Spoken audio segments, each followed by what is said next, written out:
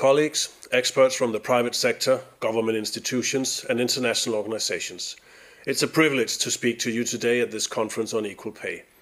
Accelerating gender equality is a strategic priority for the OECD, for me as gender and diversity champion of the organization, but also for me as a husband and father of 3 girls.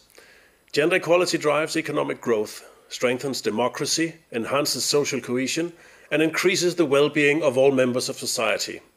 The good news is that between 1995 and 2021, the average OECD gender pay gap dropped from 19% to 11.9%. Public policy measures, enterprise-level change, and a continued focus on increased awareness about persisting pay gaps have all contributed to this progress. While this is of course positive, much remains to be done. For example, it's a fact that women are still paid 11.5% less than men in the Czech Republic.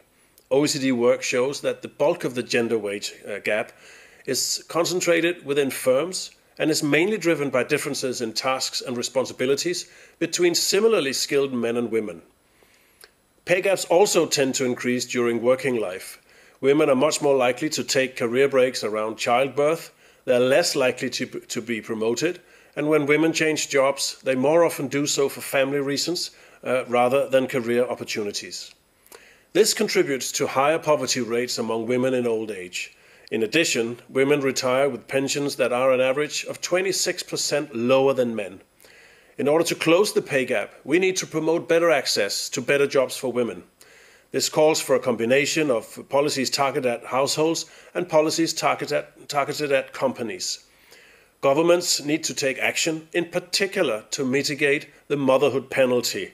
That's the shortfall in wage or earnings growth following childbirth. Countries must promote a more equal uptake of parental leave by fathers and mothers and make high quality and affordable childcare more accessible. Firms need to take action too. Public reporting and pay transparency measures, like the pay gap reporting in Denmark and France, can raise awareness and encourage progress on gender gaps within companies.